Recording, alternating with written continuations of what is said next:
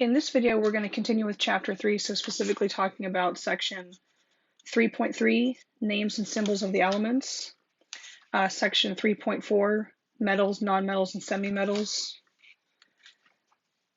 and then Section 3.6, Physical and Chemical Properties, and then Section 3.7, Physical and Chemical Changes. So in terms of the elements, there's over 100 elements that occur in nature, and 81 of those are stable. By stable, we mean that they will not decay over time. Elements that are not stable would be like radioactive elements, like uranium, for example. Only 10 elements account for more than 95% of the mass of the Earth's crust, water, and atmosphere. And just in terms of the Earth's crust, water, and atmosphere, we've got oxygen at nearly half. And then all of these other elements, well, silicon, there's a lot, but the other elements are more like trace elements because they exist in very, very small percentages. This is also similar for our solar system, hydrogen and helium being the most common in stars in the solar system. But then once you get down to the Earth itself and our human bodies, the mass percent, the composition kind of changes a bit. Oxygen is the most common element in the Earth's crust and in the human body. So we got 49.5 for oxygen in the crust and even more in the body. While silicon is the second most abundant element in the crust, carbon is the most abundant in the body. So we are carbon-based life forms, not silicon-based life forms, and there's a pretty good reason for that. But oxygen is the most abundant. Now, each element has its own unique name. And these names have different derivations. Sometimes they're named after people, sometimes they're named after locations, sometimes they're just historical names, or they're derived from Greek or Latin. So hydrogen's from Greek, carbon from Latin, Scandium is for Scandinavia, curium for chemist called Marie Curie that discovered basically radioactivity is what she's famous for. Nobelium for Alfred Nobel, and there's an interesting history behind every single element. Some of the most recent elements that have been discovered and named, so we're up to 118 now, but some of those were named for locations because there were many, many people involved in the discovery of those elements. So they decided to name it after a university or a location instead of after a single person. Also, some of the names are because they come from Greek and Latin, the symbol doesn't necessarily correspond to what we say in English. And we have a few examples, I think, on the next slide. Now, each element is abbreviated using a chemical symbol. So carbon is C, nitrogen is N, copper is Cu, chlorine is Cl. The symbols are 1 or 2 letters long, and it's very important that your capitalization is correct. So, for example, carbon being C and boron being B. Trying to think of an example where if you didn't do it correctly. Barium is Ba. Nitrogen is N, I said already. Fluorine is F. Chlorine is Cl. Bromine is Br. But the second letter is always lowercase, and the first letter is always uppercase. So anytime you're writing your symbols, make sure your capitalization is correct. So when the symbol has 2 letters, the first is capitalized, second is lowercase. And then these you really should try to memorize because these have different derivations, so the symbol doesn't really correspond to the English name. So gold is Au, silver, Ag, copper I already mentioned, it's not Co, that's cobalt, copper is Cu, mercury is Hg, potassium is one we'll commonly see, that's the letter K. Sodium we'll also commonly see, that's Na. Antimony is Sb. We may not see that too commonly, but it's one of the semimetals or metalloids, which we'll talk about shortly. It's Sb.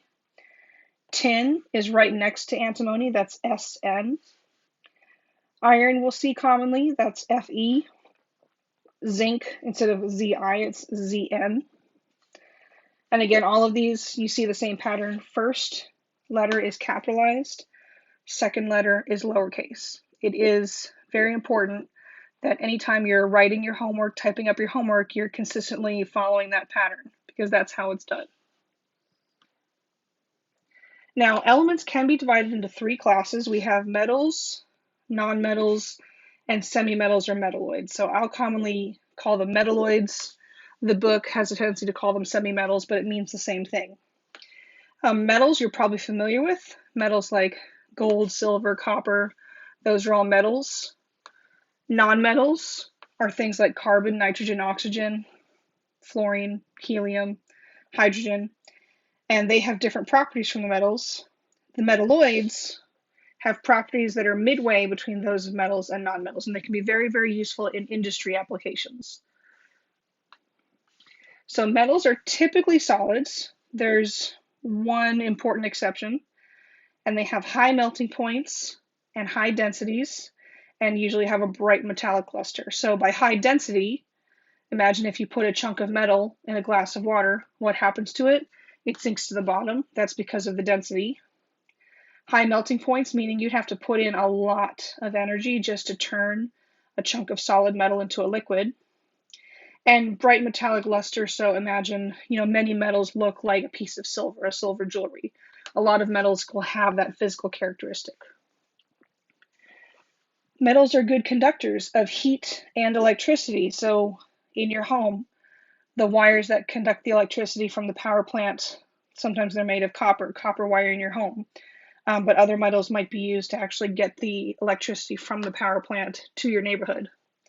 They also conduct heat very well. So evidence of this, if you touch something that's metal, it feels cold to your hand because the heat is very easily being sucked from your hand into the metal, because metals are good conductors of heat.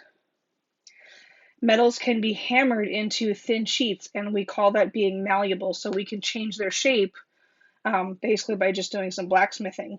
That's malleability. Metals can be drawn into fine wires. So I mentioned copper wire for your home. We call that ductility. So metals are ductile. So malleable is being hammered into shapes. Ductility is about being drawn into long, thin wires. Nonmetals typically have lower melting points and low densities, and they usually have a dull appearance. So the nonmetals don't usually always look uniform. They can have different appearances, but in their solid state, it's not shiny and silvery, so to speak. Nonmetals are poor conductors of heat and electricity. So if you were to, like rubber gloves, everyone might know that if rubber doesn't conduct electricity, if you were going to do some electrical work, you want to wear rubber shoes. Rubber is an example of a compound made up of nonmetals. It does not conduct electricity, which is why you'd want to be wearing rubber gloves or rubber shoes if you were going to be working with something electrical. If you can't, turn off the electricity, which you should obviously do that first instead. Nonmetals are not malleable or ductile. So if you were to try and hammer them, you'd actually just break it. It would just shatter into smaller pieces. And there are 11 nonmetals that occur naturally, and many of them occur in the gaseous state. So there's actually 7 that are what we call diatomic, and we'll review these later, but there's 7 diatomic nonmetals that are, and almost all of them, not iodine and bromine, but they're gaseous at room temperature.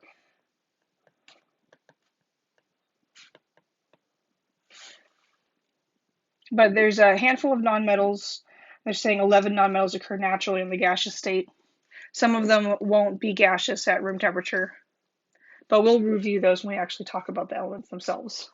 So just to kind of summarize metals versus nonmetals, and again, the semimetals, the metalloids, they'll have properties that are kind of in between. So metals, physical state, usually solid. The one example that I mentioned is mercury. Mercury is a liquid at room temperature. Nonmetals are usually in the solid or gas state. Appearance, so metals have metallic luster, nonmetals are dull. Metals have this ability, or have the physical property of being malleable and ductile, but nonmetals are brittle. Metals can conduct heat and electricity, but nonmetals can't. Density for metals is usually high. For nonmetals, it's usually low, meaning, if you were to add a little bit to water, it would float on top, or even maybe it's just in a gaseous state and it doesn't mix the water in the first place. Melting point, usually high for metals, usually low for the nonmetals. Chemical reactivity, so this is important. Metals will react with nonmetals usually. Nonmetals can react with metals or nonmetals. So there's tons of exceptions. There's always exceptions to everything. So here's the exception that I mentioned. So mercury is actually a liquid, and then bromine, nonmetal, is a liquid. Magnesium metal actually has a pretty low density compared to all of the metals. So there's always exceptions to everything in chemistry. We're going over the broad rules and patterns that we observe in nature for just the beginnings of fundamental chemistry. So each element is assigned a number to identify it, and this is called the atomic number. So if you were to look at a periodic table, and they do have a periodic table on page 76, every single element has a number.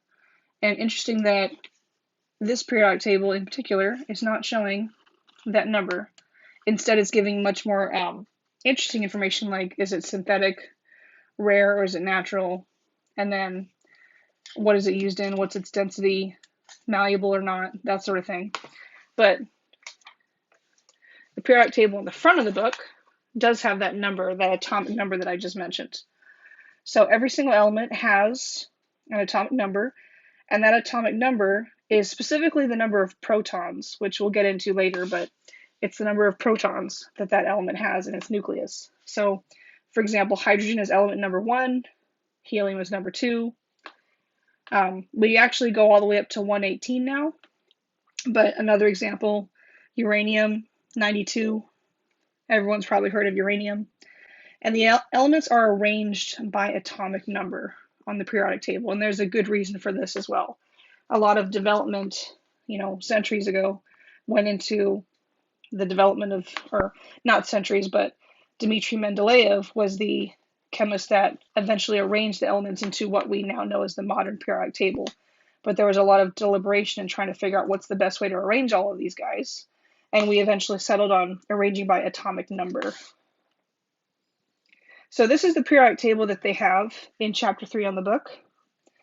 The one in the front of the book, which I don't have on my slides, is the one that has everything. They actually have the atomic numbers printed. This one, they actually don't have the atomic numbers, but this one's very useful because it summarizes the properties we just talked about. So metals, and this one has in the red numbers, those are the atomic numbers. So if I say element number 6, I'm talking about carbon. But metals are on the left side, so everything that's in purple here, those are the metals. Nonmetals are on the right side, so everything that's in yellow over here on the right side, those are nonmetals. And the semimetals, they have green.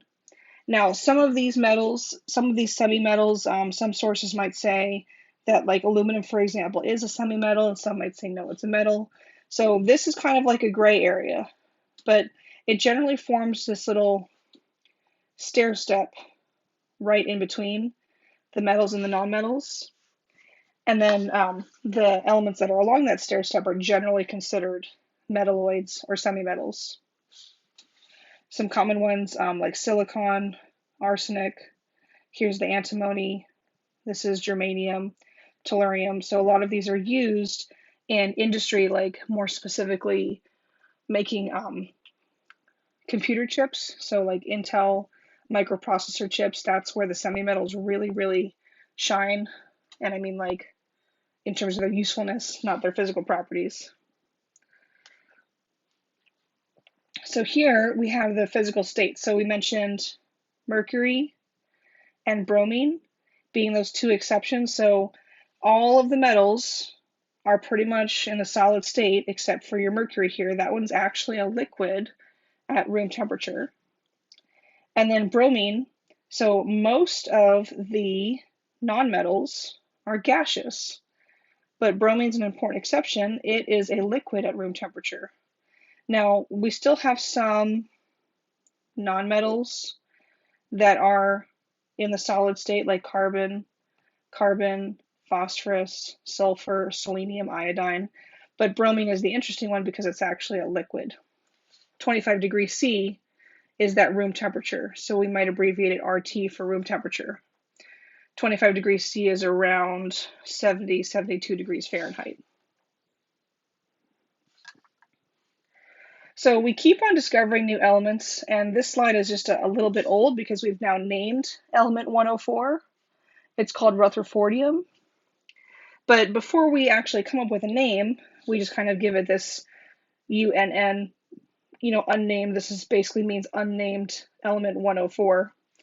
But we continue to discover new elements beyond our current periodic table, and sometimes we disagree over the naming. It takes years to decide on a name once we discover it.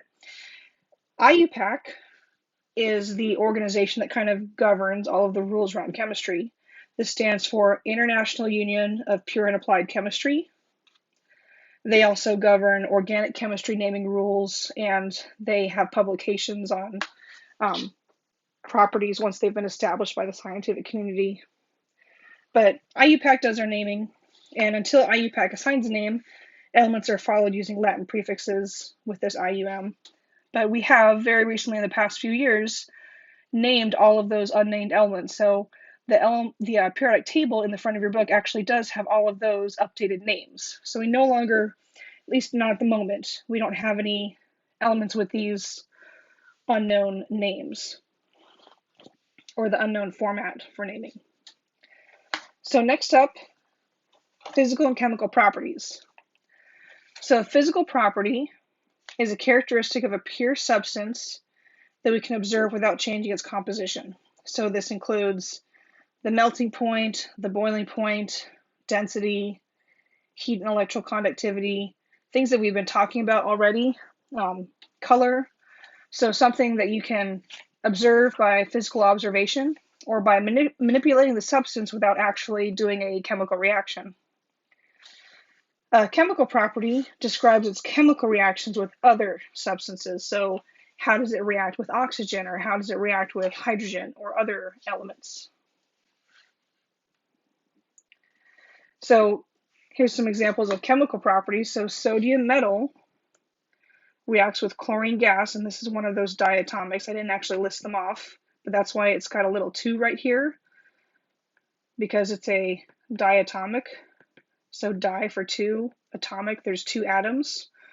Sodium metal reacts with chlorine gas to produce sodium chloride. So the fact that these 2 elements react this way to produce what we call table salts, that's a chemical property of sodium and chlorine.